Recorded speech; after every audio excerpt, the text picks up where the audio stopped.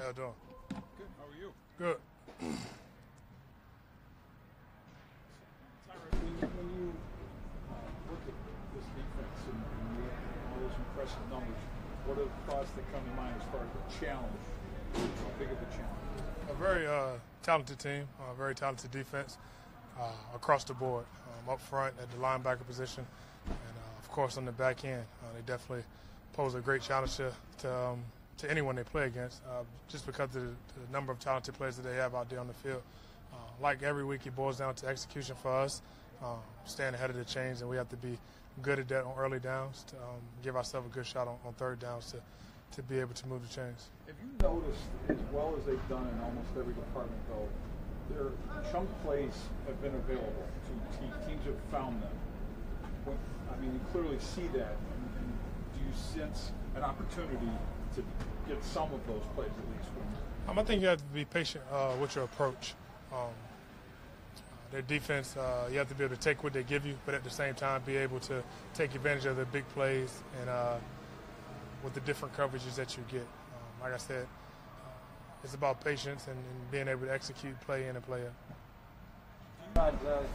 Your guys' use of tempo last week seemed to be maybe the most effective it's been all season long. Do you guys feel like you've come upon another weapon that you guys can add to your offensive arsenal here? Definitely a strength of our offense is being able to go tempo, catch defenses by surprise, and as well as keep certain personnel groups on the field. The good thing about our offense is that we're able to get into that with any personnel. So we have to be able to take advantage of that when the opportunity presents itself and go out there and make plays in our tempo offense. Whether it's in the game plan or not, do you feel like, let's just say hypothetically, maybe first possession doesn't go great, and maybe you get to your second one and you say, hey, let's just jump. You and Coach Dennison might say, hey, let's just jump into it here, see if we can get something rolling. Is that a way to kick your offense into a rhythm too sometimes? Yes, I think so. It's definitely a feel of the game when and if we do kick into our tempoed offense. And that comes with communication from players to coaches on the sideline and just let them know what we see out there and if we feel it's a good time for us to get into our tempoed offense. Your game is defined by, among other things, not turning it over and not making those mistake throws. But does playoff time in any way alter thinking that you personally, as a quarterback, have to push yourself to be more aggressive at times that maybe in another situation you wouldn't be? Does it alter thinking at all as far as aggressiveness? I don't think so. Of course, you want to do what got you to this point just better. Protecting the football is definitely critical in the playoffs because possessions are limited, and you want to be able to take advantage of each and every possession. So as far as being aggressive, yes, you have to pick and choose when you do that, and I think I've done a good job of that throughout the year. Like I said, you just want to continue to keep doing the things that got you to this point, just dial in on the detail and focus and do it better and just take your game to another level, myself and as a team. Considering your journey, came to this team as a free agent after backing up for 4 years, could you have ever imagined yourself in this position? How did you allow yourself mentally to kind of deal with this from the time that you got here and then had a chance as a starter and then it's finally arrived? Did you ever picture that? I've always worked towards getting an opportunity to start, and of course, once you start, you want to get to championship. I was fortunate enough to be a backup on the team that won the Super Bowl, and to see throughout my 4 years there, we went to the playoffs 3 out of the 4 years, and like I said, won a Super Bowl. So to be on that team and to see that process throughout the year, of course, you sit back and you're like, man, I want to get a chance to be able to be the leader, the guy that's calling the shots eventually. And the opportunity is here. You got to take it day by day. Thankful for the opportunity. We are as a team, and we're focusing each and every day to go out and make the best of our day preparation-wise and to have a great game on Sunday.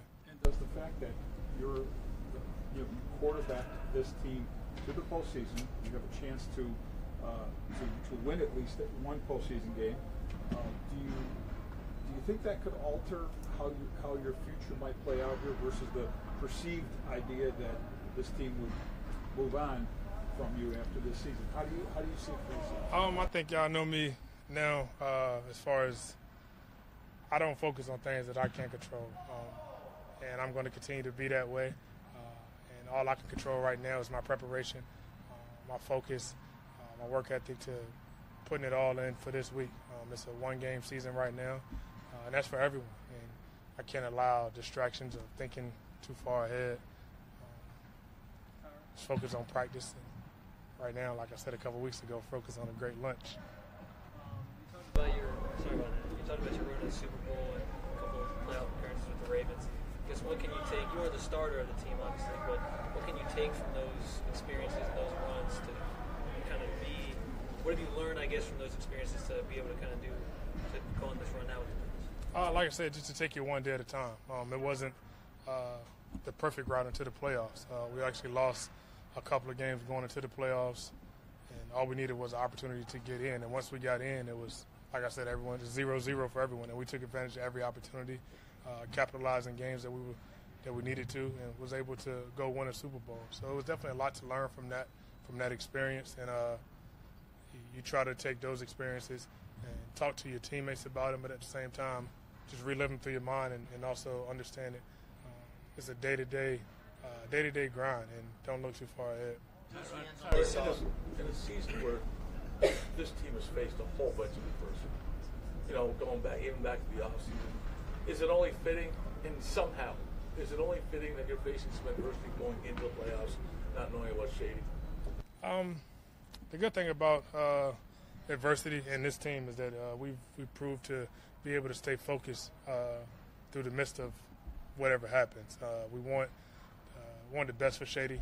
If he's healthy, we want him absolutely to be out there playing and giving us his all. But if he's not, we have a tremendous group of guys in the backfield that will be able to step in and carry the load. Of course, Shady's a special playmaker. You miss him if he's not out there, but at the same time, we can't use it as an excuse. We have to go out there and make plays. Myself, on the receivers, as far as those guys, they have to make plays, tight ends, and as well as the back. So we'll pick him up if he's not out there. And like I said, we can't make excuses about it. Like I said, more so just wanting to be healthy. On that note, Bills fans everywhere got to see Marcus for the first time on Sunday. You've seen him here for a little while. Some guys in the locker room said that they really were impressed with things he was doing even before he got a chance to play. What about you? What did you see from him? The type of game that he had, the confidence that he plays with, you see it in practice. Of course, practice is different than games, but we knew that he was definitely prepared for the moment. And he went out there and made a bunch of big plays, a critical third down catch, was able to bust a couple runs.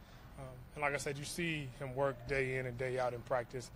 You see his attention to detail since day one. And you expect that when a guy gets the opportunity to go out there, you know he's going to take advantage of it. So I was happy that he was able to go out there and make plays. And for him, it's a confidence booster and allow him just to take on bigger responsibility and continue to make plays. How much would you hurt for Shady if he didn't get the chance to play? I mean, you guys have been here for 3 years together, and you both worked equally as hard to get to this situation. So how much do you want for him to be able to get out there on Sunday? I definitely want him to be out there, but I want him to be out there as himself. I know it's tough to play through an injury, and I know he wants to be out there. Like you said, it's our third year together, and since we got here, a goal of ours was, of course, to win a championship, but first and foremost to get to the playoffs, and we was able to do that this year, him being a big part of it. So definitely want him out there, but like I said, I more so just want him healthy. I know it's tough battling through injury, but. Sorry. What do you recall about your life in 1999, last time the Bills made the playoffs? 1999. I was 10 years old. I don't know what grade does that put me in. Fifth? Fourth, fifth. I really can't tell you too much about. Dreaming about being a Bill. I was playing AAU basketball. I played football that year. Of course, I watched football, but it's a long time. Happy that we're in a situation where we was able to take this organization back as a team. Like I said, through all the stuff we've been through this year, for guys to keep focused and continue to keep battling week in and week out, and take advantage of the opportunity that's in front of us. Now, that's behind us. It's another step of our journey, and we're excited to take on that opportunity. There was so much pressure on this organization to finally make the playoffs. saw the celebration, saw the videos, that emotional high. How are you guys able to now focus and recenter now that you're 3-4 days away from a playoff game? I think after a win, I mean, it's tough to get a win in this league. So you normally get 24 hours to celebrate a win, and then you hit the reset button. Definitely a big win for us, big win for the organization. But that's behind us. And truth be told, I understand the circumstances, but going into this year, as a team, we expected to be in this position. And that may not be the same for everyone else looking in, but as a team, we know what type of talent that we have. We know how hard we work day to day. Things had to go right, and we was able to take advantage of our opportunity last week. But it's time to hit the reset button if you haven't already, and focus back on getting back into your routine and doing what it takes to win a game. How do you factor what kind of factor is your running ability when you go up against that kind of a pass rush that dominates the way they have? And I'm not just talking about escaping because they're busting through on you, but using it to your advantage because of how they're coming at you and maybe working to your advantage when they're over pitching. Walk me through those thoughts as you. You're speaking of Jacksonville. Jacksonville's pass rush versus your ability to run. Yeah, you have to be able to, of course, step up in the pocket. They have a bunch of guys that push the pockets. Their ends are definitely fast, long-arm guys. So me stepping up in the pocket helps the offensive lineman. But of course, being able to pick and choose when I use my feet is definitely critical. There's definitely going to be opportunities throughout the game. I just have to take advantage of it at the right time. Tyrod, when everything happened before the Chargers game, you chose to keep it positive. Why was it important to you to keep it positive when I'm sure there's some people would probably take the negatives out of the situation? So why was it important to you to do that? Never really was one of those guys that thought negative. I always try to be positive and look at the bright side out of any and every situation. I think in life, the circumstances that you go through, the experience that you go through, you're able to learn from it or let it beat you up. And I was able to learn through that and learn from it and move on. I wasn't happy at the time with it, but at the same time, I wasn't going to let it ruin my focus or my determination or my work ethic. Just wanted to continue to keep working and get the opportunity. And God blessed me with the opportunity to get back on the field and was able to take this team and myself to another level. Was there a temptation to let it beat you up right when it happened?